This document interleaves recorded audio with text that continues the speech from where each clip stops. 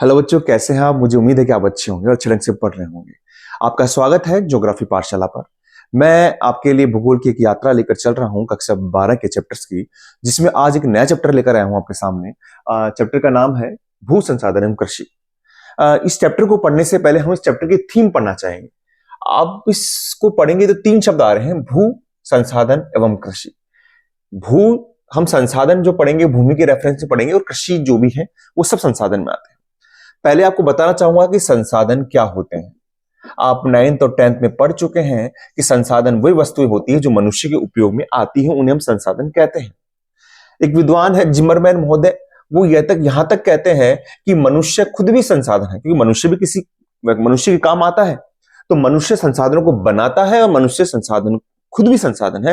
क्योंकि अगर कोई पत्थर है, कोई वस्तु कोई पड़ी हुई है, अगर कोई वस्तु है, अगर आप उसे काम में ले रहे हैं तभी वो संसाधन कहलाएगी, है ना। तो मनुष्य के जो उपयोग में काम आती है, मनुष्य जो उपयोग में लेता है, वो क्या होती है? संसाधन होती है। वो क्या होती है? संसाधन होती है। ठीक है। अब जिमरमैन ने कहा कि संसाधन है, तो संसाधन क्या होंगे? संसाधन आपके पशु भी हो सकते हैं, आपकी जो मिट्टी है, आपके जल है, पर्वत है, या फिर कृषि भी आप इसमें ले सकते हैं। अब ये सब किस संदर्भ में पढ़ेंगे? हम इस पाठ में पढ़ेंगे भूमि के संदर्भ में पढ़ेंगे। ठीक है। तो संसाधन आप समझ गए। अब भूमि के संदर्भ में हम पढ़ेंगे कि भूमि को हम किस प्रकार से उपयोग में ले रहे हैं।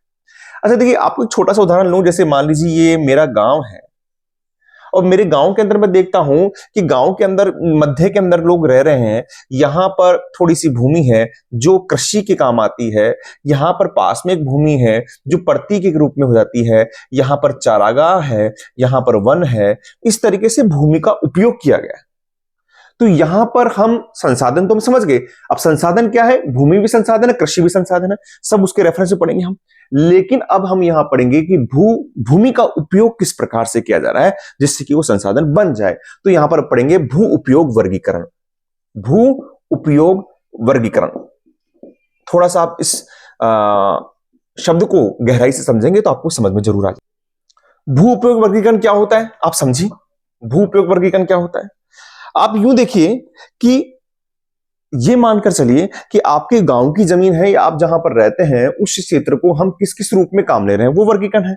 अब ये निकालेंगे कैसे? तो एक तरीका तो क्या होता है कि जैसे मान लीजिए आप जिस गांव में हैं, आपका एक फील्ड सर्वे था जो अब हट चुका है 12th में, उसको बोलते हैं क्षेत्रीय सर्वेक्षण। क्या कहते हैं? क्षेत्रीय सर्वेक्षण। उसमें क्या होता था, हम कुछ बच्चों को भेजते थे गांव का, हम उस गांव के अंदर या उस क्षेत्र के अंदर निश्चित बिंदुओं पर हम क्या करते, चर्चा करते थे और वहां से तथ्य इकट्ठे करके लेके आते थे।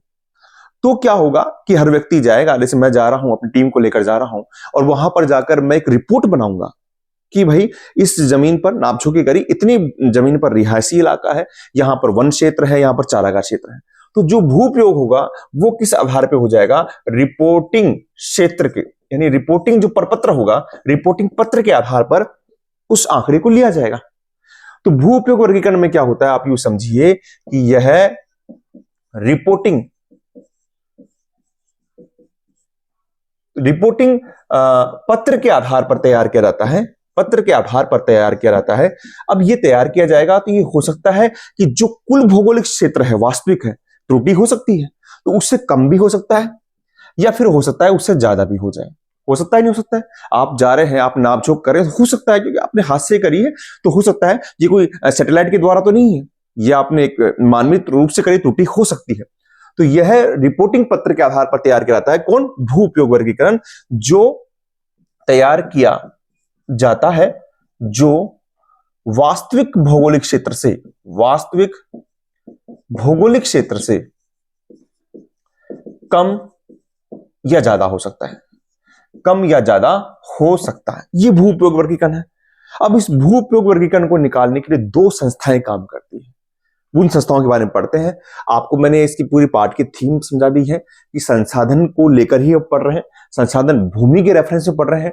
आगे हम कृषि को पढ़ेंगे, कृषि के प्रकारों को पढ़ेंगे, हम गेहूं को पढ़ेंगे, चावल को पढ़ेंगे, हम रबी खरीफ जायद को पढ़ेंगे, सबको पढ़ेंगे हम। तो ये हमारा रेफरेंस है, हमारा संसाधन चल रहा है। यहां पर संसाधन खनिज नहीं है, ये ध्यान रखना। यहां संसाधन को हम खनिज के रूप में नहीं पढ़ रहे हैं, हम संसाधन को भूमि के रेफरेंस में, भू उपयोग के रेफरेंस में पढ़ रहे हैं। मुझे उम्मीद है कि आपको समझ में आ गया होगा। पाठ जब भी पढ़े तो ये ध्यान रखें कि पहले उसकी थीम को समझना बहुत जरूरी है। अच्छा देखो, भू उपयोग वर्गीकरण, आप समझ गए हैं, रिपोर्टिंग प्रपत्र के आधार पे होता है। ये दो संस्थाएं करती है, भू उपयोग वर्गीकरण दो संस्थाएं करती है। भू उपयोग वर्गीकरण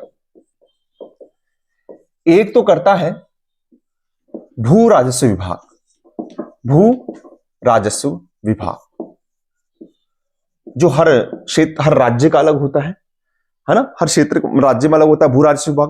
वो एक जो कर रहा है वो है भारतीय सर्वेक्षण विभाग, भारतीय सर्वेक्षण विभाग, जो कहां पर है, देहरादून में है। देहरादून उत्तराखंड की राजधानी। समझ रहे हैं आप? तो ये भू राजस्व विभाग हो गया, भारतीय सर्वेक्षण विभाग है, दोनों क्या करते हैं, भू उपयोग वर्गीकरण का निर्धारण करते हैं, आंकड़े इकट्ठे करते हैं।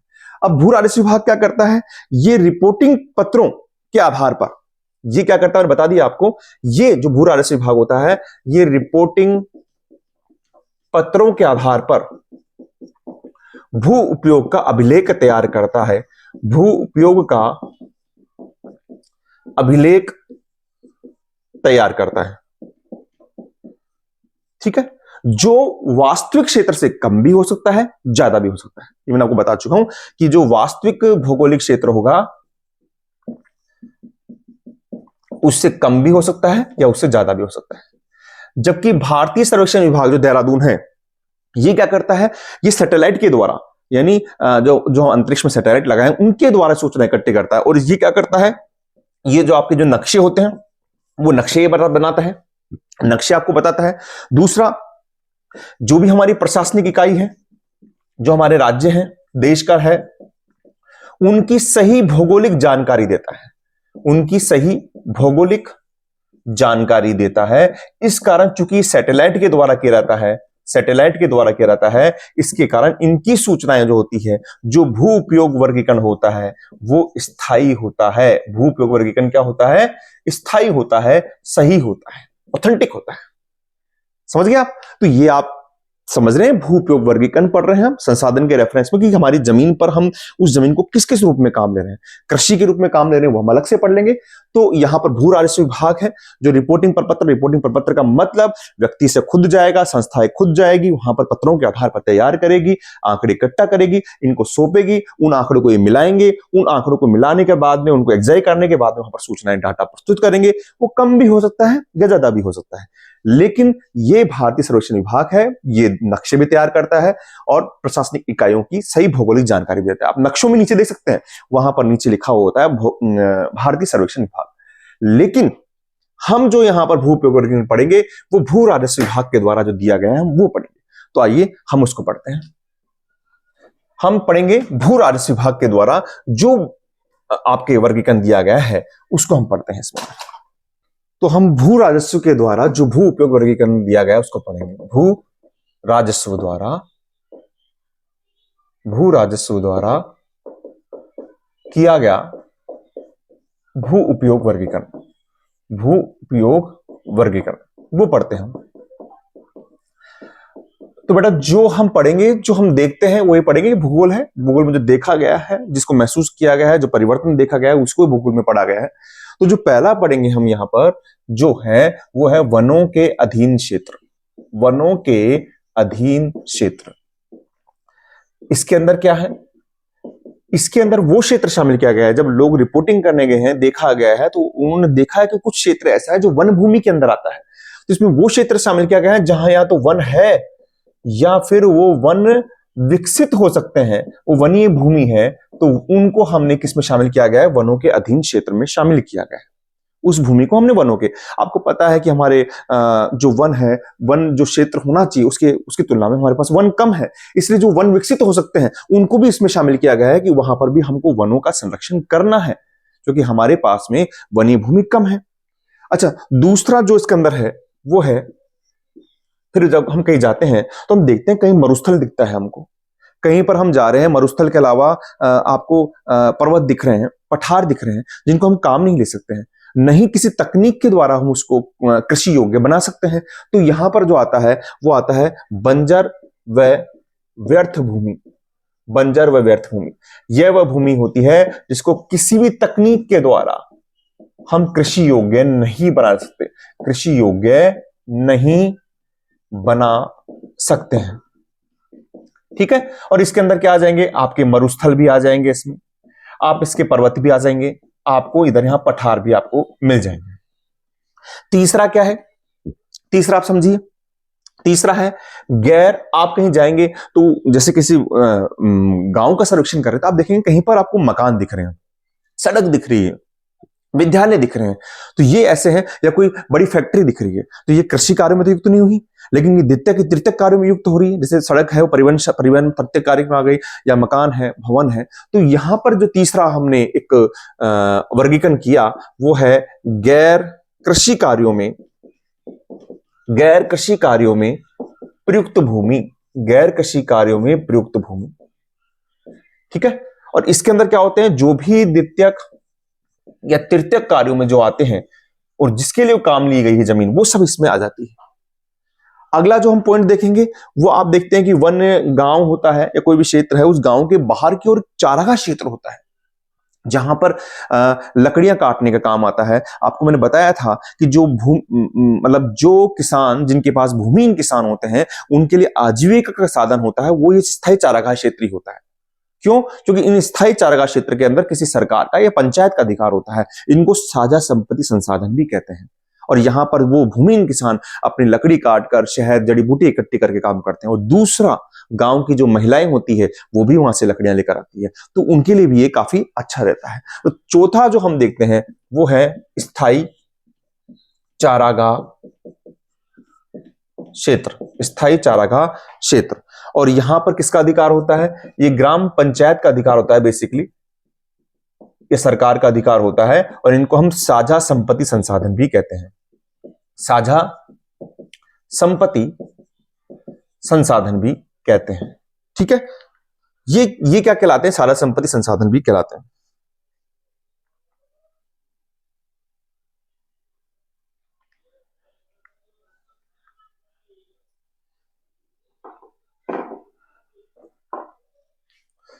तो ये सारा संपत्ति संसाधन हो गए। पांचवा जो आएगा इसके अंदर वो है उपवन के अंतर्गत क्षेत्र, उपवन के अंतर्गत क्षेत्र।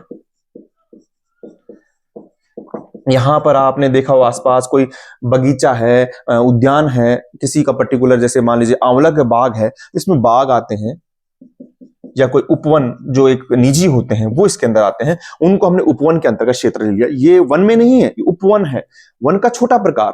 और इसमें क्या है कि कोई निजी व्यक्ति होता है, वो अपने फार्म हाउस के टाइप में के रूप में या कोई फल सब्जियां लगाता है, या फिर एक तरीके से बाग लगाता है, उसे हम कहते हैं उपवन के अंतर्गत क्षेत्र। ये 5 क्षेत्र हो गए वनों के अधीन क्षेत्र, जो वन से संबंधित है। मैं कहीं पर गया, मैंने पठार मरुस्थल देखा तो बंजर व्यर्थ भूमि में आ गया।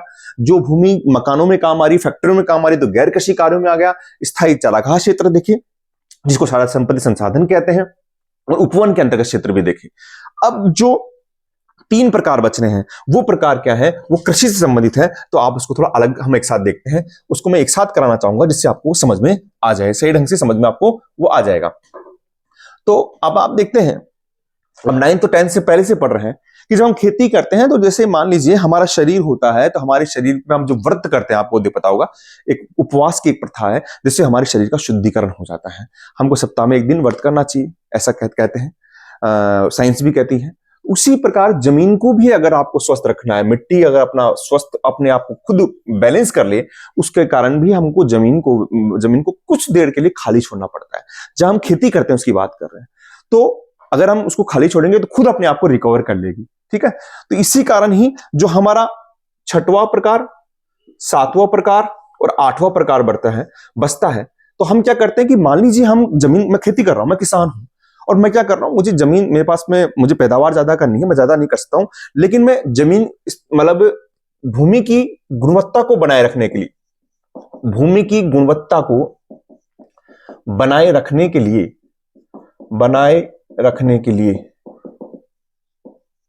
1 वर्ष तक भूमि को खाली छोड़ देता हूं। खाली कह सकते हैं या प्रति कह सकते हैं, छोड़ देता हूं। एक तो मेरे पास में ये फैक्टर हो गया। दूसरा, मैं एक दूसरा किसान है, वो क्या कर लेता है, भूमि की गुणवत्ता को बनाने के लिए भूमि को 1 वर्ष से 5 वर्ष तक पड़ती छोड़ देता है या फिर खाली छोड़ देता है, यानी उस दरमियान उस पर खेती नहीं करता है, उस भूमि को उपजाऊ होने का मौका देता है। और एक ऐसा भी आता है कि जहां पर उस भूमि को 5 वर्ष से अधिक समय तक पड़ती या खाली छोड़ दिया जाता है। तो ये 3 फैक्टर हो गए। जिस भूमि को 1 वर्ष तक खाली छोड़ा जाता है उसको हम कहते हैं वर्तमान पड़ती भूमि। एक कृषि वर्ष के लिए खाली पड़ी है, वो अगले कृषि वर्ष में उसको काम में लिया जाएगा। ठीक है, बात समझ रहे हैं आप? अब 1 वर्ष से 5 वर्ष तक में क्या हो जाएगा, ये उस कृषि वर्ष से आगे पीछे चल जाएगी, इसलिए ये हो जाएगा पुरातन पड़ती भूमि। पुरातन पड़ती भूमि, इसको 1 वर्ष से ज्यादा समय के लिए खाली छोड़ेंगे तो पुरातन, यानी अभी तो पड़ती है, अगले साल भी पड़ती रही, 5 साल तक पड़ती भूमि रही। और जिसको 5 वर्ष तक से ज्यादा छोड़ दिया, हम भूल गए, उसको काम नहीं ले रहे, तो कृषि योग्य तो है, वो भूमि कृषि योग्य तो है, लेकिन इस वक्त क्या है, वो व्यर्थ भूमि है। तो इसको बोलेंगे कृषि योग्य व्यर्थ भूमि, क्योंकि हमने उसको 5 वर्ष से खाली छोड़ दिया, खेती नहीं कर रहे, हम भूल गए उसके अंदर हम। तो आप बात समझ रहे हैं, बिल्कुल कोई रटने की चीज नहीं है, नाम से स्पष्ट है, वर्तमान पड़ती भूमि। क्वेश्चन आ जाता है कि 1 वर्ष तक भूमि खाली है पड़ती, अब पड़ती को भी समझ गए, पड़ती का मतलब होता है भूमि को खाली छोड़ना, जिससे कि वो अपना उपजाऊ कर सके, अपने आप को बैलेंस कर सके जमीन। और पुरातन हो गया 1 वर्ष से 5 वर्ष, कृषि योग्य वर्ग भूमि हो गया 5 वर्ष से अधिक समय तक खाली है पड़ती भूमि। मुझे उम्मीद है कि आपको ये पाठ समझ में आया होगा। पाठ का बेसिक जो मैंने बताया कि हम संसाधन पढ़ने जा रहे हैं भूमि के संदर्भ में, जो हम भूमि का उपयोग पढ़ा, उपयोग वर्गीकरण पढ़ा, कृषि के बारे में आगे पढ़ेंगे। 2 संस्थाएं देती हैं, भू राजस्व विभाग और भारतीय सर्वेक्षण विभाग। भू राजस्व विभाग रिपोर्टिंग प्रपत्र के आधार पर देता है, जो कम भी हो सकता है, ज्यादा भी हो सकता है। आप जानते हैं मनुष्य ह्यूमन एरर है, गलती हो सकती है। और जो वर्गीकरण दिया गया है वो आपके सामने है, वो 8 वर्गीकरण है। पहला वर्गीकरण हमने वनों के अधीन क्षेत्र पढ़ा था। दूसरा जो वर्गीकरण पढ़ लिया हमने इसके अंदर, वो बंजर व्यर्थ भूमि पढ़ लिया। फिर आपने इसके अंदर स्थायी चारागाह क्षेत्र पढ़ लिया। इसके अलावा आपने गैर कृषि कार्यों में प्रयुक्त भूमि पढ़ लिया, आपने उपवन के अंतर्गत पढ़ा, और फिर ये 3 प्रकार आपने पढ़े हैं। मुझे उम्मीद है बेटा आपको समझ में आया होगा। मैं पूरी कोशिश करता हूं कि आपको सरल और सहज शब्दों में इसको समझाने की कोशिश करूं। फिर भी अगर कोई दिक्कत आती है तो कमेंट्स बॉक्स में आप लिख सकते हैं, मैं इसको और सरल शब्दों में आपको समझाने की कोशिश करूंगा। ठीक है बेटा, थैंक यू।